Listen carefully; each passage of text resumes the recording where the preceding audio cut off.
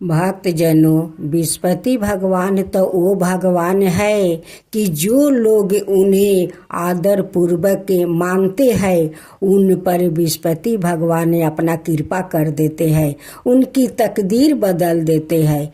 जो लोग विस्पति भगवान पर विश्वास नहीं करते हैं, उनकी श्रद्धा भक्ति से पूजा पाठ नहीं करते हैं, विस्पति देव को वो नहीं मानते हैं, उन्हें दलिद्रता में बदल देते हैं। विस्पति भगवान का ये महिमा अपरंपार है। अगर वो मनुष्य विस्पति भगवान को श्रद्धा भक्ति से पूजा पाठ करते हैं और अपना भूल को स्वीकार कर लेते हैं, विस्पति भगवान तो वो है कि उनकी दलिद्रता से मुक्ति करा देते हैं। तो जो भक्तों जनों विस्पति भगवान का भक्त है वो श्रद्धा पूर्वक विस्पति भगवान को पूजा करे और विस्पति बार को दिन उनकी कहे अनुसार नियम पालन करे। तो भक्तों जनों, मैं ऐसा ही एक कथा सुनाने जा रही हूँ। हम सब मिलकर बोलते हैं विस्पति देव की जय हो, विस्पति देव की जय हो। एक हिमाचल नाम का देश था। उस देश में एक राजा रहा करते थे। वो राजा एक भरे हुए परिवार का लड़की से शादी करके उन्हें रानी बनाकर अपना महल में ले आते हैं। रानी तो इतना सारा राजा को धन देखकर उनकी मन में लोभ समा जाता है। रानी अपना शरीर पर आभूषण पहन रखती है, हमेशा लदे हुए रहती है। राजा जितने धार्मिक था उतने श्रद्धालु भी था, दयालु भी था। उनकी आसपास में किसी माँ बाप अपना बेटी को शादी नहीं दे पा रहे थे। राजा अपना धन देकर उनकी बेटी को शादी करवा देते हैं, गरीब को भोजन करवाते हैं, भिक्षु भिखार का दान करवाते हैं, साधु संत का भी दान पुण्य करते थे। राजा एक पासा खेलने वाला था और राजा महारथियों के साथ वो पासा खेलता था। राजा हार जीत का बाजी भी लगाता था और राजा उस पासा में जीत भी जाते थे। राजा जो धन और जुआ पर जीतता था उससे आधा धन अपना रानी को देते थे और आधे धन गरीब में बांट देते थे। राजा जो गरीब को दान पुण्य करते थे, भिखू भिखार का दान भी देते थे, रानी को अच्छा नहीं लगती थी। जब राजा महल में आते हैं तो रानी तानाशाही राजा को सुनाते रहती है। राजा को कहती है कि सारा दिन आप पासा खेलते हैं, जो धन जीतते हैं वो सारे धन तो गरीब में बांट देते हैं, लेकिन मुझे तो कुछ भी नहीं देते हैं। राजा कहते हैं कि रानी, मैं तो आधा धन आपको दे ही देता हूँ, आधे धन अपना गरीब में बांट देता हूँ। उस रानी का 3 बेटे भी थे। बेटा तीनों अपनी माँ के बात सुनता था, लेकिन अपना पिताजी को बात नहीं सुनते थे। जो माँ अपना बेटा तीनों को कहती है वही तीनों बेटा करते हैं। एक दिन रानी कहती है कि तुम सारा दिन जुआ खेलते हो, जुआ खेलकर आते हो, खा पी कर आराम से नाक में तेल डालकर सो जाते हो। ये बात सुनकर राजा को दिल को छू जाता है। राजा बहुत क्रोधित दुखी हो जाते हैं। राजा मन में सोच रहे थे कि मैं कैसी लड़की से शादी किया कि इतना धन देता हूँ फिर भी कहती है कि तुम कुछ नहीं मुझे देते हो। ये कितना लालची है, कितना लोभी है। मेरा इतना बड़ा महल है, इतना महल में धन भरे हुए है, फिर भी रानी का मन नहीं भरता है। ये कितना लालची औरत है। यही सोच कर राजा जंगल में चले जाते हैं और एक वृक्ष के पास जाकर बैठ जाते हैं और यही सोचते सोचते राजा वहीं पर सो जाते हैं। उस दिन बृहस्पतिवार का दिन था। जब राजा सो रहे थे, बृहस्पति भगवान साधु रूप में आते हैं और राजा को कहते हैं, बेटा उठो, बेटा उठो। राजा चौंक जाते हैं और उठ कर बैठ जाते हैं।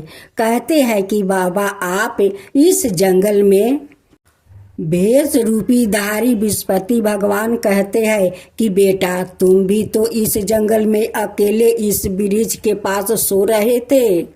राजा अपनी सारी कहानी उस संत को बताते हैं। इधर रानी का महके वाले सब आते हैं और रानी को पटा फुसला कर सारे धन लेकर चले जाते हैं। अब तो रानी का जो भी थोड़ बहुत बचा था वो भी नष्ट होने लगा।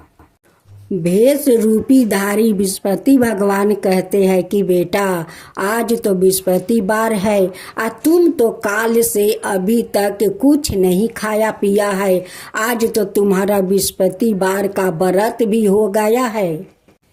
मेरे पास थोड़ा चंद मृत है, लो ग्रहण कर लो कि तुम्हारा व्रत टूट जाए। राजा उस चंद मृत को ग्रहण करते ही राजा का शरीर में शक्ति आ जाता है और ढेकार मारने लगते हैं। राजा कहते हैं कि महाराज ये चंद मृत तो ग्रहण करके मेरा पूरा पेट भर गया, मेरा ढेकार भी आ रहा है। साधु महाराज कहते हैं कि ये तो बृहस्पति भगवान को प्रसाद है, उसलिए तो तुम्हारा पेट भर गया। तुम भी तो बृहस्पति देव को मानते हो, उनकी श्रद्धा पूर्वक से पूजा पाठ करते हो। राजा उस संत महाराज को पैर पकड़कर कहते हैं, महाराज आज तो मेरा पास कुछ नहीं है कि मैं आपको दे सकूं, आप उल्टा मुझे चंद मृत देकर मुझे आज व्रत तुरवाया है। संत महाराज कहते हैं कि बेटा कोई बात नहीं, तुम जाओ विष्णु धाम जाओ। उस धाम में एक वृक्ष है, उस वृक्ष के पास तुम खोदना, देखना मोहर भरे हुए कलश तुम्हें मिलेगा।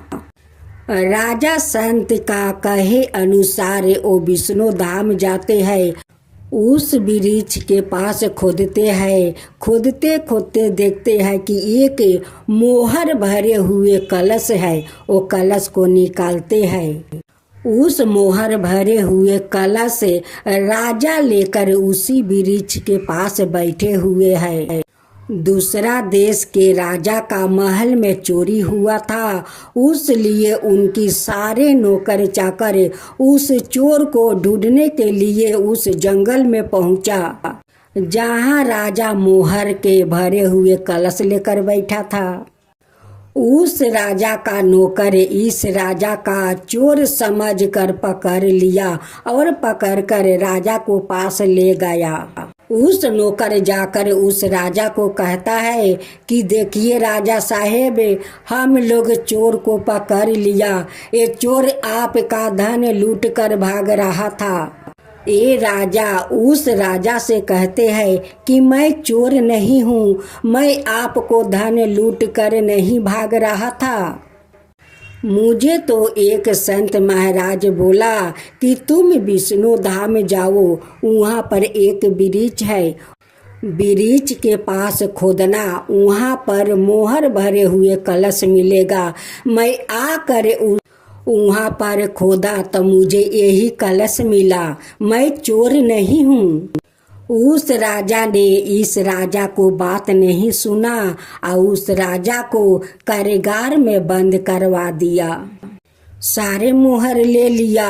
अब तो राजा उस कारागार में रोते हैं और बृहस्पति भगवान को याद करते हैं। बृहस्पति देव उस राजा का सपने में दर्शन देते हैं, कहते हैं कि आए राजा, तू किसको पकड़ा है? वो राजा चोर नहीं है, वो तुम्हारा जैसा वो राजा है।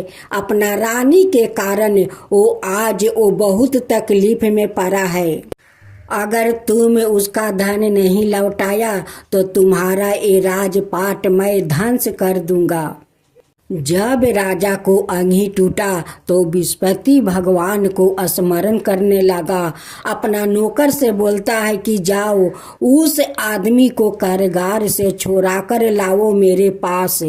उस राजा का नौकर जाता है और उस राजा को कारागार से छुड़ा कर इस राजा के पास ले आता है। उस राजा ने इस राजा से उनकी कारण पूछा। इस राजा ने उस राजा का अपना रानी के बारे में सब कुछ बता दिया।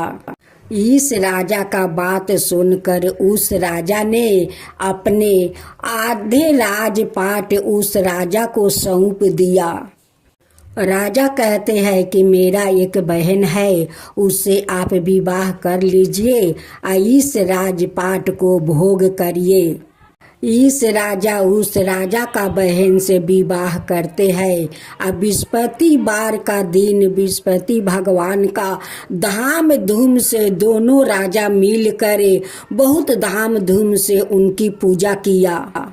इस राजा को तो बृहस्पति भगवान को दिए हुए धन भी मिल गया और राजपाट भी मिल गया। हे बृहस्पति भगवान, जैसे आप उस राजा पर कृपा किया वैसा ही सबका ऊपर कृपा कीजिए। हे बृहस्पति भगवान, सबका ऊपर कृपा कीजिए। जो आपका कथा कहता है उन पर भी कृपा कीजिए। जो आपका कथा सुनता है उन पर भी कृपा कीजिए। बृहस्पति देव की जय हो, बृहस्पति देव की जय हो। आज आप सुने दो बहनें और तुलसी की कथा। गणेश भगवान रिद्धि और सिद्धि से दो बहनों को कैसे कथा सुनाते हैं, तो आइए हम लोग कथा सुनते हैं। एक दिन गणेश भगवान अपना दोनों पत्नियां रिद्धि और सिद्धि के साथ वो बर्मन कर रहे थे। तभी रिद्धि और सिद्धि को वो दो बहनें पर नजर पड़ते हैं। तब कहती है कि स्वामी थोड़ा ठहर जाइए। तभी रिद्धि सिद्धि कहती है गणेश जी से कि स्वामी वो दो बहनों को देखिए कैसे तुलसी माता को पूजा कर रही है। रिद्धि और सिद्धि गणेश जी से कहती है स्वामी ये दोनों बहनें के बारे में कुछ कहानी सुनाइए। गणेश जी कहते हैं कि ठीक है, तुम लोग को ये दोनों बहनें के बारे में कथा सुनाता हूँ। ये दोनों लड़कियों को तुम लोग देख रही हो, ये दोनों लड़की सेठ जी का बेटी है। बड़ी बहन के नाम है सीता और छोटी बहन के नाम है गीता। सीता बहुत श्रद्धालु और पूजा पाठ में श्रद्धा भक्ति रखती है। सीता सुबह उठकर अपना घर आंगन को सारा काम खत्म कर लेती है। स्नान करके तुलसी माता को श्रद्धा भक्ति से पूजा करती है। गीता सोकर उठती है, नहीं हाथ पैर धोती है, नहीं अपना कपड़ा बदलती है, वैसे ही जाकर तुलसी में जल ढाल देती है। कभी कभी तो गीता एक हाथ से कुछ खा रही है और दूसरे हाथ से तुलसी में जल ढाल रही है, क्योंकि गीता का पूजा पाठ में तो मन नहीं था और नहीं वो करना चाहती थी। उनकी पिताजी कहते हैं कि दोनों बहनें मिलकर तुलसी का सेवा करो। गीता अपना पिताजी के दिखावा के लिए करती है या जाकर कहती है कि पिताजी मैं तुलसी का पूजा कर लिया। देखते देखते सेठ जी के दोनों बेटी बड़ी हो जाती है। एक दिन सेठ जी अपना दोनों बेटी के लिए घर बार ढूंढने जाते हैं और ढूंढ कर वो दोनों बेटी को शादी कर देते हैं। दोनों अपना अपना ससुराल चली जाती है। सीता अपना ससुराल में सारे घर को संभाल लेती है, पूजा पाठ करती है, सास ससुर को सेवा करती है, अपना पति को सेवा करती है। लेकिन गीता अपना ससुराल में नहीं सास ससुर के सेवा करती है और नहीं कोई भगवान को ठीक से पूजा करती है। वो करती है तुलसी को तो नहीं स्नान करती है, नहीं कपड़ा बदलती है। वो जैसे रहती है वैसे ही जाकर तुलसी में जल ढाल देती है। एक दिन तुलसी माता गीता का हरकत देख कर गीता का सारा संपत्ति नष्ट कर देती है, क्योंकि गीता ऐसी हरकत कर रही थी। एक हाथे जल देती है तो दूसरे हाथ से वो पाता छीर छीर कर खा लेती है।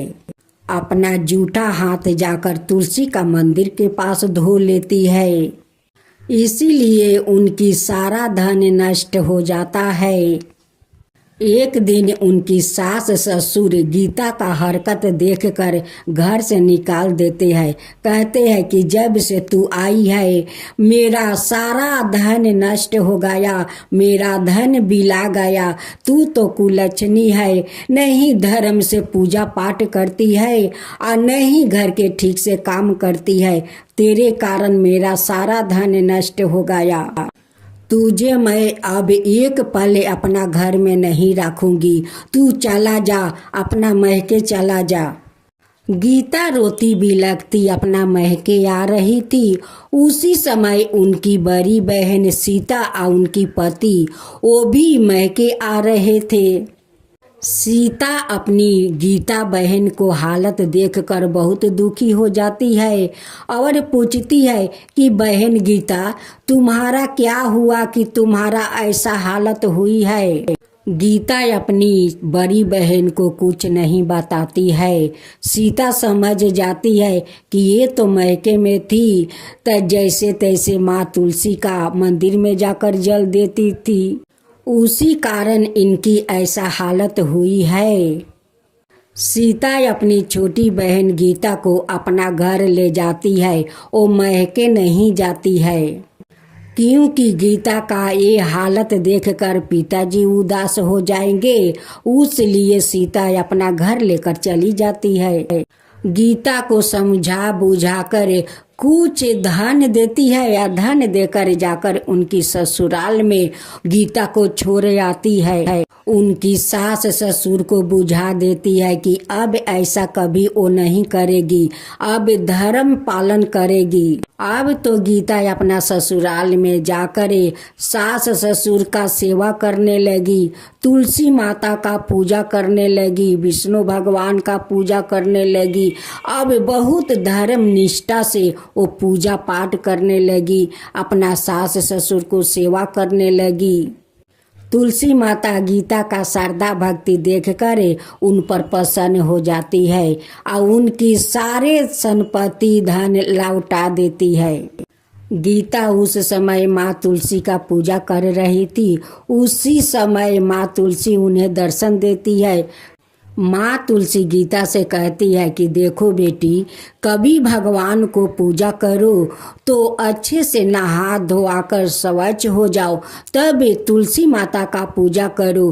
कोई भगवान को पूजा करो तो नहा धोआकर स्वच्छ होकर पूजा करो।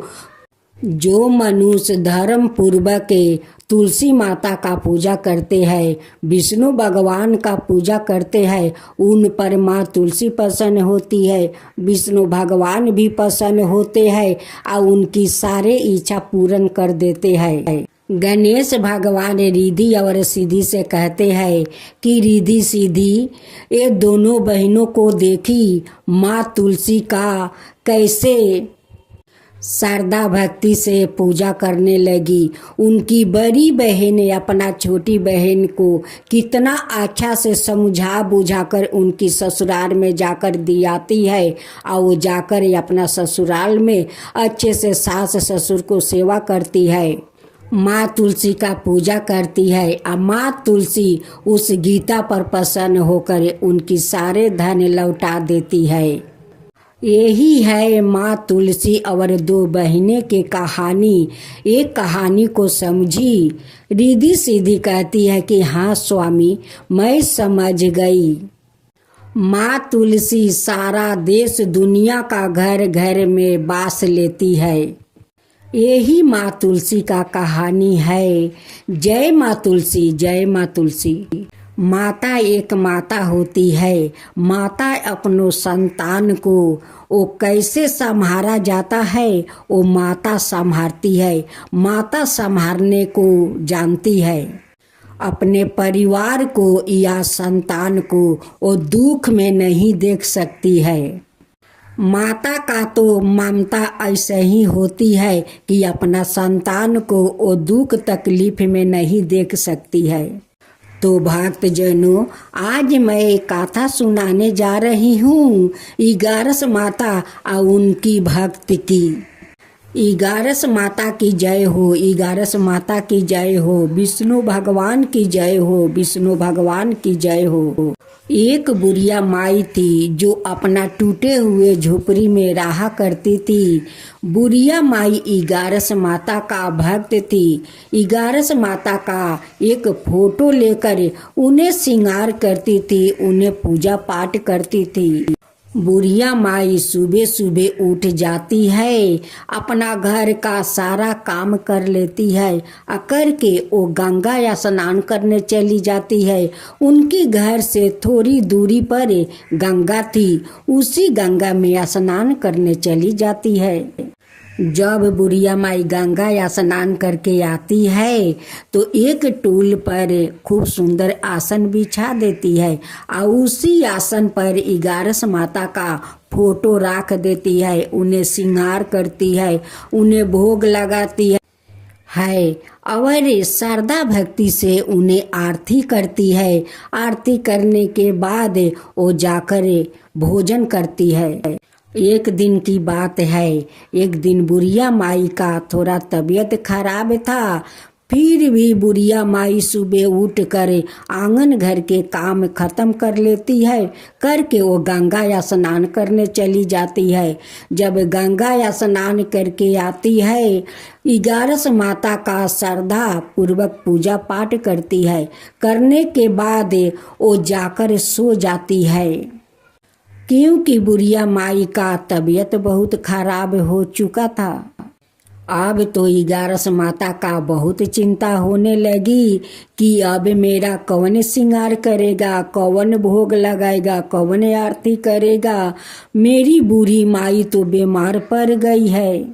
बुढ़िया माई को तो कोई सेवा करने वाला भी घर में नहीं था। इगारस माता एक लड़की का रूप धारण करती है, आकर बुढ़िया माई को सेवा करती है। इगारस माता अपना भक्त को इतना सेवा की, इतना सेवा की कि बुढ़िया माई ठीक हो गई और वो जुआन लगने लगी।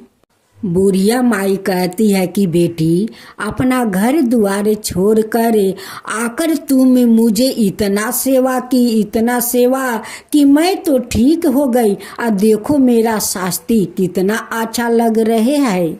बुढ़िया माई कहती है कि बेटी, अब तुम अपना घर जाओ, नहीं तो तुम्हारा माता पिता बहुत चिंता कर रहे होंगे कि मेरी बेटी कहाँ चली गई। भेष रूपी इगारस माता कहती है कि तू हमारा माँ नहीं है, तू भी तो मेरा माँ है। बुढ़िया माई कहती है कि बेटी, अब तुम अपना घर जाओ, मुझे अपना इगारस माता का श्रृंगार करना है, उन्हें भोग लगाना है, तुम अपना घर चली जाओ। अब मैं ठीक हो गई हूँ, तुम इतना सेवा की कि मुझे तो देखो जुआन बना दिया है। इगारस माता कहती है कि तुम जो इगारस माता का इतना सेवा करती हो तो तुम्हें तो जुआन होना जरूरी है, क्योंकि इगारस माता का पूजा तो करना होगा, श्रृंगार तो करना पड़ेगा। अगर तुम ठीक नहीं रहोगी तो इगारस माता के कौन श्रृंगार करेगा, कौन उन्हें भोग लगाएगा, कौन उन्हें आरती करेगा। तो देखा भक्तों, माँ को ममता ऐसा ही होता है। अपना भक्त को वो कैसे ख्याल रखती है, उनके लिए कितना चिंता करती है। इसीलिए तो इगारस माता कहलाती है। तब से इगारस माता अपना भक्त को ख्याल रखने लगी। एक दिन इगारस माता कहती है कि तुम जो कहती हो माँ कि तुम अपना घर चली जाओ, क्या तुम मेरी माँ नहीं हो? ये मेरा घर नहीं है। बूढ़ी माई कहती है कि नहीं बेटी नहीं, ये तेरा ही तो घर है, मैं तेरी माँ हूँ। मेरा मतलब तो बेटी ये नहीं था, मैं यही सोच रही थी कि तुम्हारा माता पिता तुम्हारा बहुत चिंता कर रहे होंगे, उसलिए मैं बोल दिया कि बेटी अपना घर जाओ।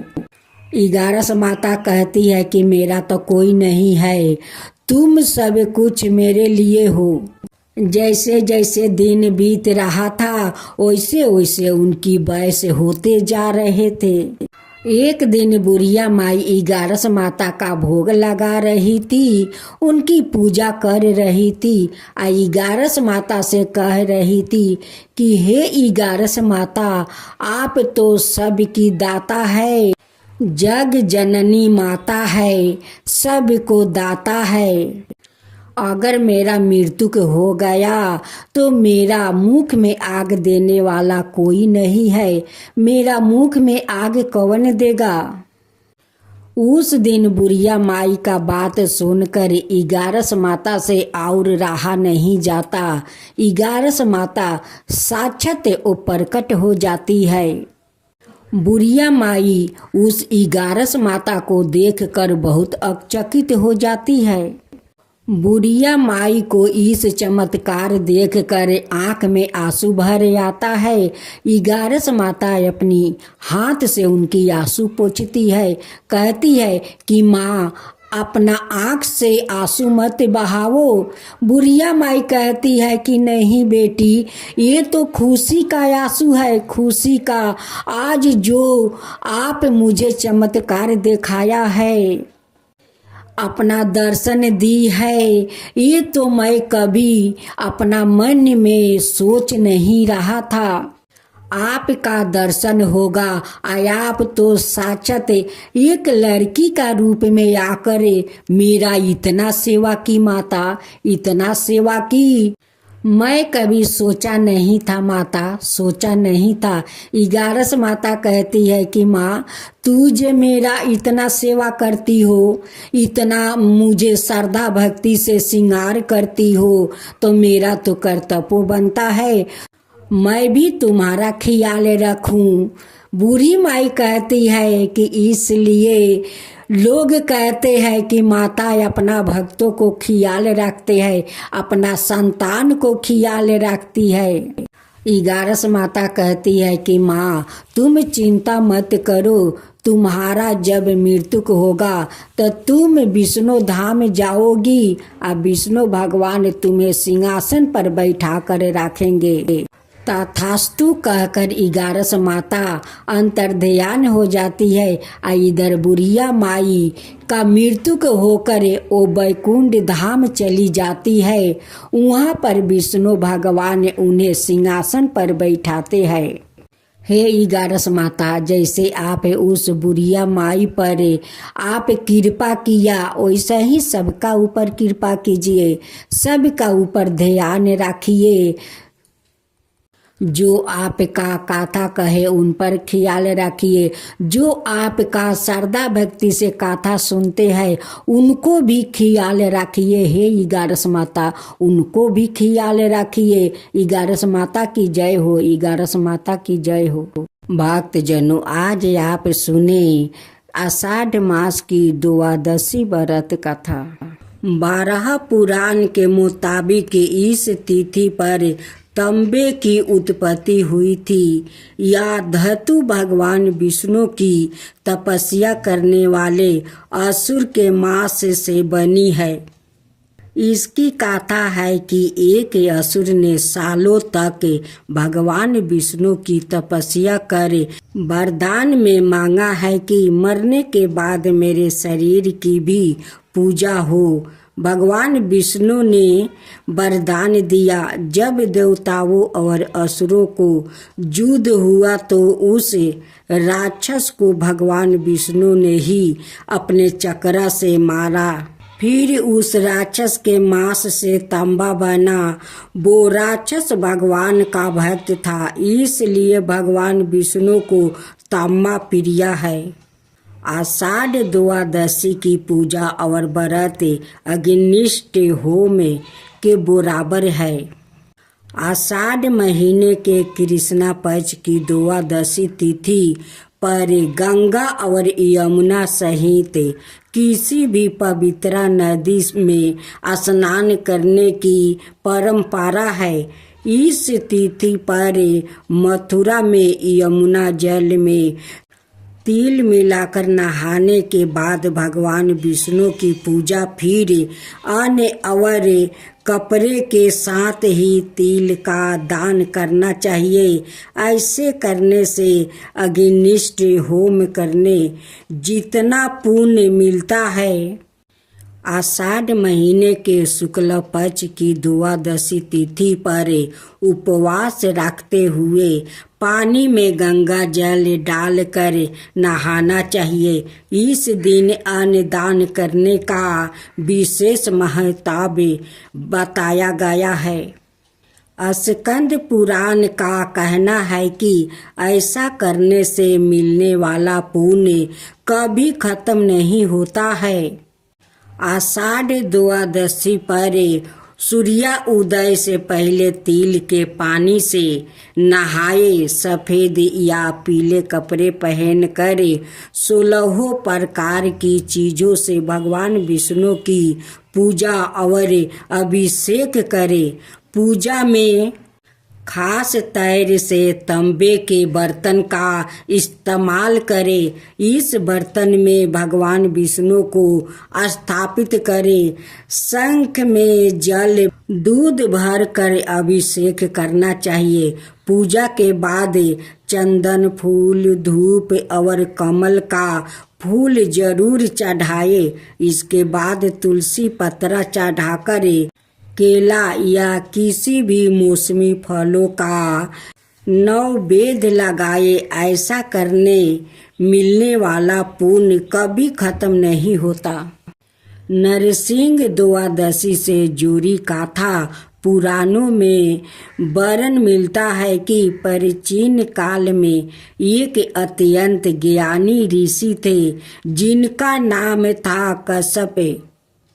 यद्यपि उनकी कई पत्नियां थी, लेकिन दीति और अदिति सबसे प्रमुख थी। इस प्रकार अदिति के गर्भ से देवता और दीति के गर्भ से दैत्यों की उत्पत्ति हुई।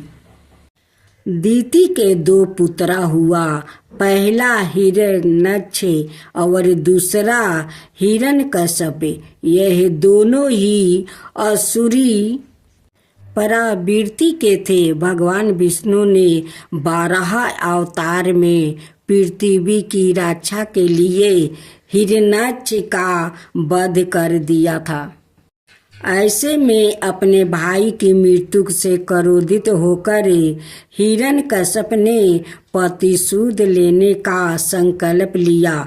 उसने ब्रह्मा जी की कठोर तपस्या की और उन्होंने प्रसन्न होकर अजर अमर होने का वरदान मांगा।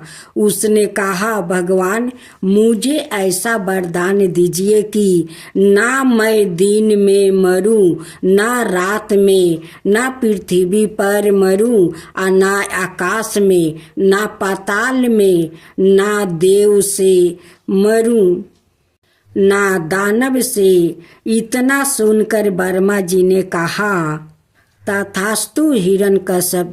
यह वरदान पाकर हिरण्यकश्यप ने स्वर्ग पर आक्रमण कर दिया, जिसमें देवता पराजित हो गया।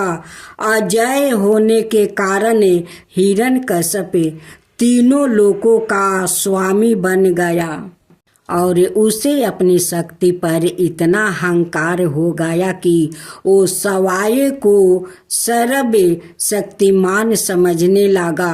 अहंकार में अंधे हो चुके हिरण्यकश्यप का अत्याचार बढ़ने लगा। कुछ समय पश्चात उसकी पत्नी कयाधु ने एक पुत्र को जन्म दिया, जिसका नाम रखा गया प्रहलाद का स्वभाव अपने पिता से विपरीत साधु परावृत्त के साथ वो भगवान श्री हरि की भक्ति में बेहद विश्वास रखता था।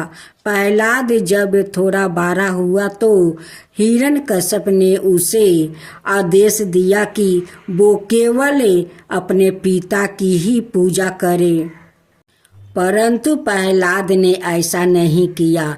ऐसे में विष्णु भक्ति से अपने पुत्रा का मन हटाने और सवाए के प्रति आस्था जगाने के लिए हिरण्यकश्यप ने अथक प्रयत्न किया, लेकिन जब सब व्यर्थ देखने लगा तो हिरण्यकश्यप प्रहलाद को तरह तरह से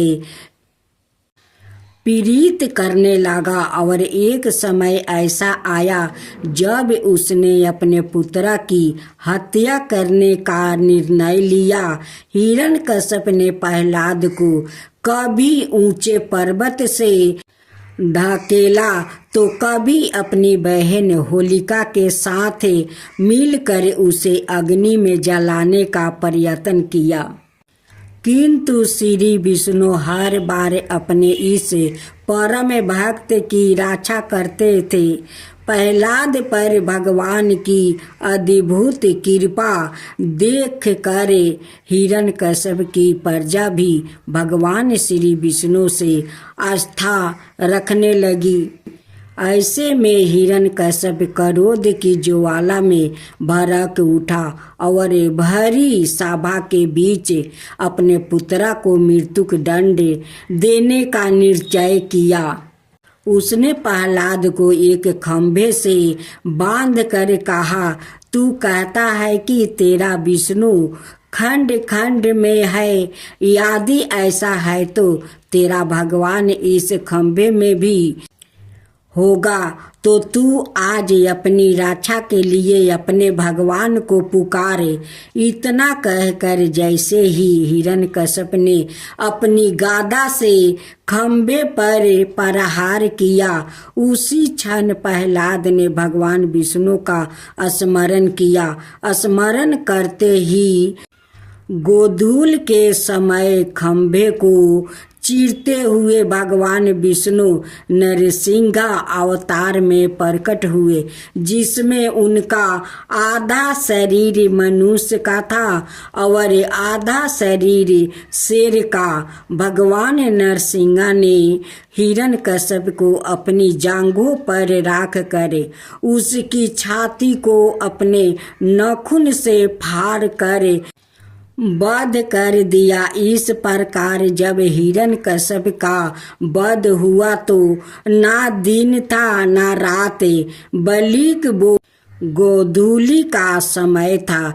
उसे वरदान प्राप्ति था कि वो पृथ्वी आकाश पाताल कहीं भी मारा नहीं जा सकेगा। इस कारण भगवान ने अपनी जांघा पर रख कर उसका वध किया। वरदान के अनुसार ना उसे देव मार सकते थे ना दैत्य, इसलिए श्री हरि ने नरसिंह अवतार लेकर उसे मृत्यु दंड दिया। साथ में सुनेंगे लपसी तपसी की कथा। एक लपसी था, एक तपसी था। तपसी हमेशा भगवान की तपस्या में लीन रहता था। लपसी रोजाना सावा शेर की लपसी बनाकर भगवान का भोग लगाकर जिमा लेता था। एक दिन दोनों लड़ने लगे। तपसी बोला, मैं रोज भगवान की तपस्या करता हूँ, इसलिए मैं बारा हूँ। लपसी बोला, मैं रोज भगवान को सावा शेर लपसी का भोग लगाता हूँ, इसलिए मैं बारा हूँ। नारद जी वहाँ से गुजर रहे थे। दोनों को लड़ता देख कर उनसे पूछा कि तुम क्यों लड़ रहे हो।